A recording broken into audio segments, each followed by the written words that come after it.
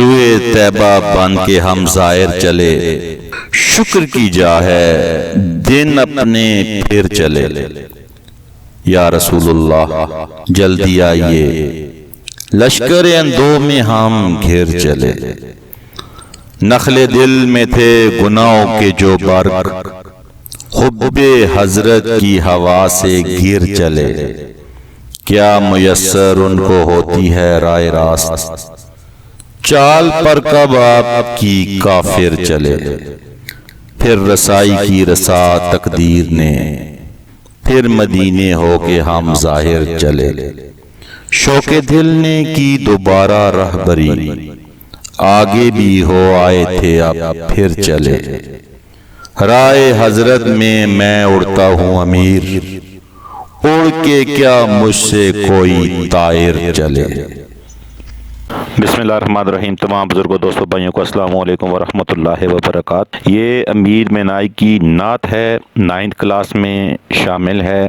بن کے ہم ظاہر چلے، یعنی مدینہ منورہ کی طرف، مدینہ منورہ کی زیارت کرنے والوں کی طرح سے جا رہے ہیں۔ شکر کی جا ہے مدینہ منورہ، شکر کرنے والوں کے لیے بہترین مقام ہے۔ دن اپنے پھر چلے، ہمارے دن بھی بدل گئے۔ یا رسول اللہ، اے رسول اللہ صلی اللہ علیہ وسلم جلدی آئیے، ہماری مدد کیجیے۔ کیوں؟ لشکر اندو میں ہم گر چلے۔ لشکر اندو یعنی غموں میں، تکلیفوں میں، پریشانیوں میں ہم پھنسے ہوئے ہیں، اور ان تکلیفوں، پریشانیوں اور غموں سے اے رسول اللہ صلی اللہ علیہ وسلم آپ ہمیں نکالیے۔ نخل دل میں تھے گناہوں کے جو برق، ہمارے دل کے اندر جو بڑے بڑے گناہوں کے درخت تھے جو اپنی جڑیں بھی دے چکے تھے، یعنی گناہوں کا نہ ختم ہونے والا ایک ڈھیر، نہ ختم ہونے والا ایک سلسلہ جو ہمارے دل میں تھا۔ جیسا کہ پہلے آپ کو کہا کہ نخل کا مطلب ہوتا ہے درخت، تو نخل دل مجازی معنوں میں ہے، یعنی کہ دل کا درخت۔ اس سے مراد یہ ہے کہ دنیا کی محبت اور اس کے جو گناہ ہیں، دنیا کی محبت میں ہم جو مبتلا ہیں، حب حضرت کی ہوا سے گر چلے۔ وہ سارے جو درخت تھے،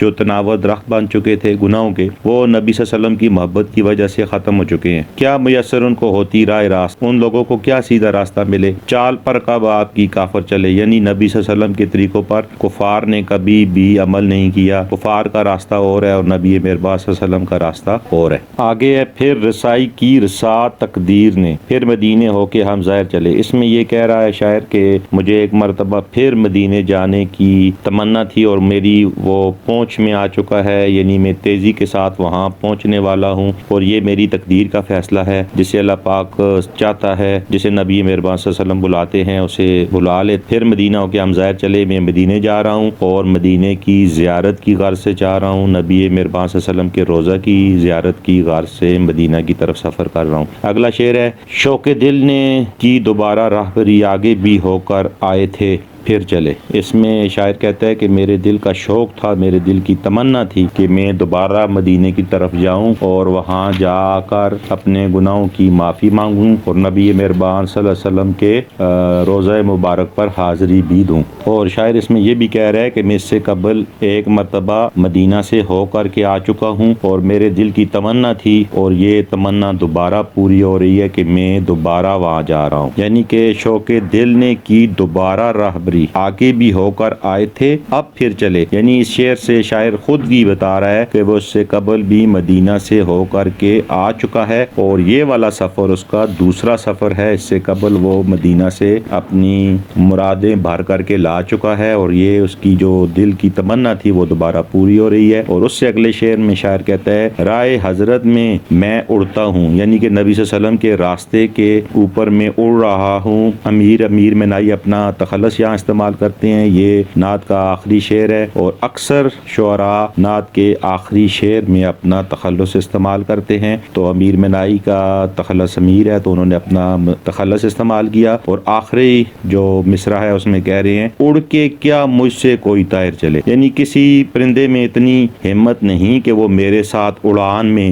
اڑ سکے، یا اڑان میں کوئی پرندہ مجھ سے تیز اڑ سکے، یا کوئی پرندہ اڑان میں مجھ سے تیزی سے اڑ سکے۔ یعنی میں ایک تیز ترین پرندے سے بھی بہت تیزی کے ساتھ اڑ کر مدینہ منورہ کی طرف جا رہا ہوں۔ تو یہ تھی ہماری آج کی نعت امیر منائی کی۔